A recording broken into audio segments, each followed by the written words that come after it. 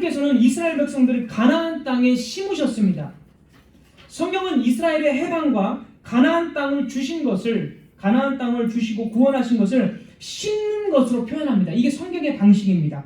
아까 우리 본문도 이스라엘 남유다가 뿌리를 받고 그 다음에 열매를 맺는 것으로 구원을 설명하잖아요. 똑같습니다. 이미 하나님께서는 구원과 이 해방을 그런 식으로 설명을 하십니다. 출애굽기 15장 17절, 출애굽기 15장 17절, 주께서 백성을 인도하사 그들을 주의 기업의 산에 심으시리이다.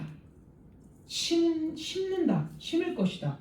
여기서 주의 기업의 산이 성전이기도 하고 또 하나님의 나라이기도 하고 가나안 땅이기도 합니다. 그래서 이스라엘 백성들을 가나안 땅에 심으셨다라는 거예요. 그게 하나님 나라에 들어갔다라는 뜻이고 하나님의 구원을 경험한다라는 뜻입니다. 이게 성경의 방식입니다.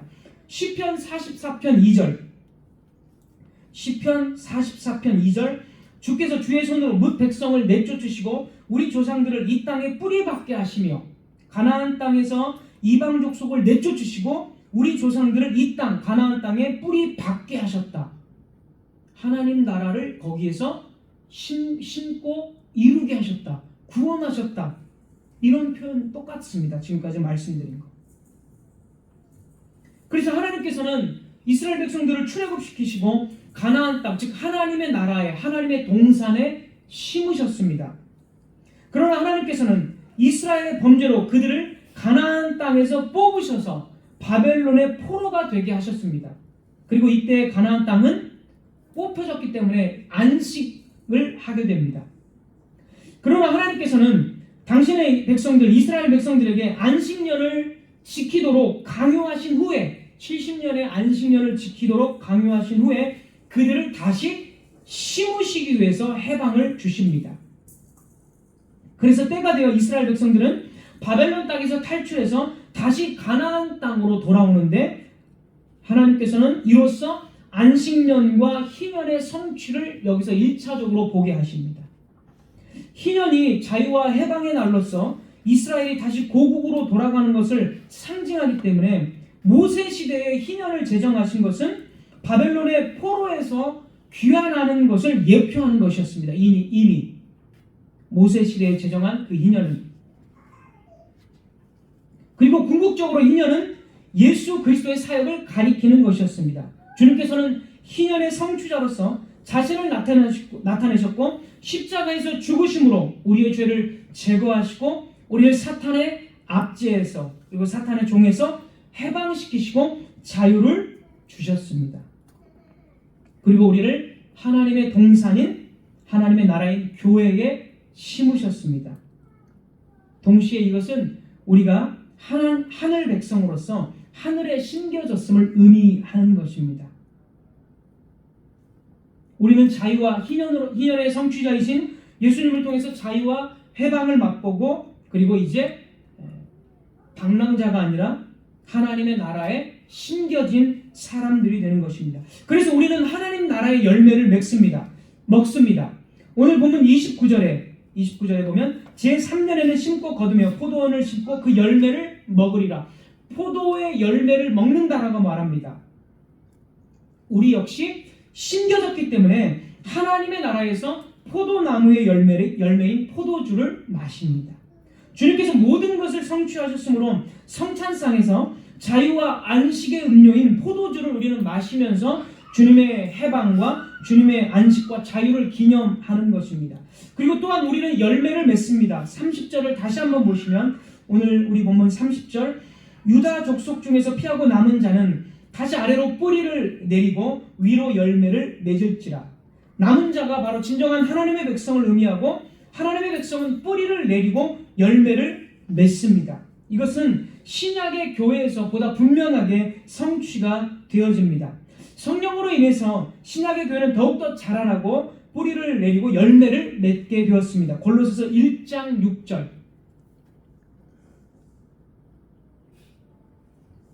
골로새서 1장 6절. 이런 표현들이 굉장히 많이 나옵니다. 신약에서.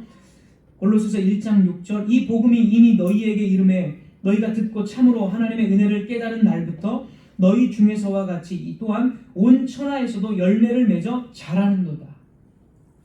복음의 말씀이 들려지고 온 천하에서도 열매를 맺고 자라는도다. 주님의 교회가 뿌리를 내리고 열매를 맺는 것으로 지금 설명을 하고 있습니다. 자, 갈라디아서 5장 22절 23절입니다. 갈라디아서 5장 22절 23절.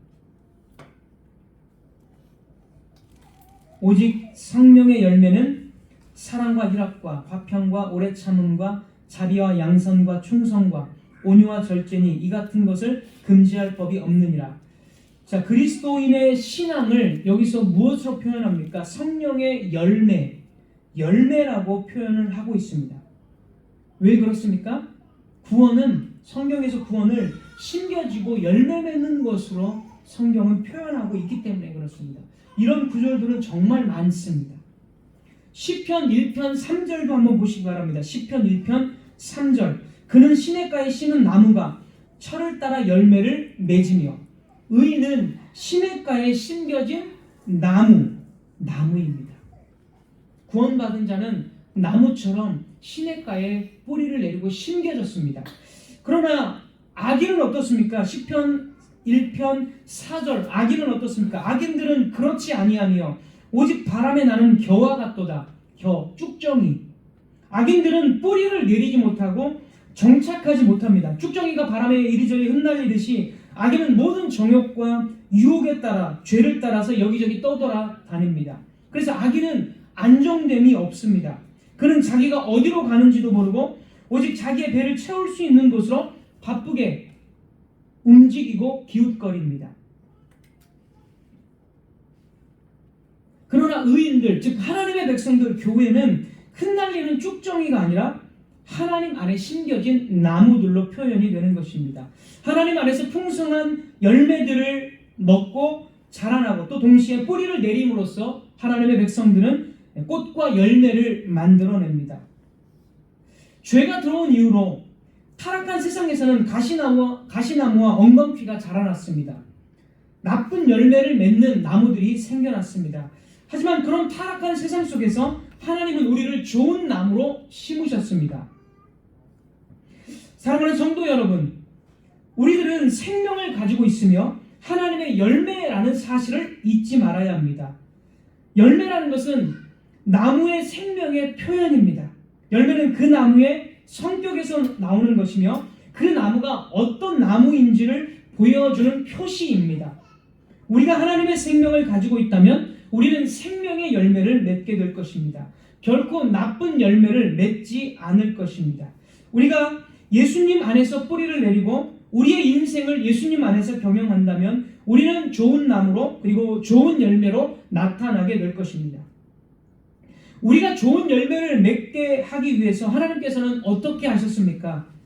하나님께서는 주 예수님을 내어주셨고 또 일꾼들을 사용하셔서 하나님의 말씀을 뿌리셨습니다. 1세기의 교회들은 바울을 비롯한 사도들의 1세기의 교회들은 바울을 비롯한 사도들이 전한 복음의 씨앗을 받았습니다. 당대의 교인들은 사도들이 전한 복음을 경청했고 복음의 씨앗이 뿌리를 내렸습니다. 이와 같이 하나님께서는 저와 여러분들을 교회로 부르시고 주 예수님의 복음의 말씀을 듣게 하셨습니다. 그러나 여러분은 뿌린 씨앗이 열매를 낼 때까지, 자라나기까지 얼마간의 시간이 걸린다는 사실을 알 것입니다. 열매는 지속적으로 자양분을 공급받아야 합니다. 계속해서 물을 받아야 하고 그렇게 한 다음 서서히 분명하게 열매는 조금씩 자라나고 익어가기 시작하는 것입니다. 이 과정들, 이 오랜 시간들이 있고 이 과정들은 힘든 길이고 힘든 과정이 될 수가 있습니다. 또한 자라나는데 방해하는 것이 아무것도 없어야 합니다. 그렇지 않으면 열매가 자라는 것은 멈출 수도 있고 심지어는 말라서 죽을 수도 있습니다. 이것은 교회 안에서 일어날 수 있는 일이고 여러분 안에서도 일어날 수 있는 일입니다. 그러므로 우리는 주의 깊게 하나님의 나무로서, 하나님의 열매로서 주의 깊게 우리 자신을 경영해야 합니다. 하나님의 말씀을 더욱 감사함으로 받아들이고 잘못된 것들을 거부하고 계속적으로 말씀을 듣고 그 말씀을 묵상하고 기도함으로써 말씀 안에서 그리고 성령 안에서 우리는 뿌리를 내려야 합니다. 그것이 열매를 내는 방법입니다.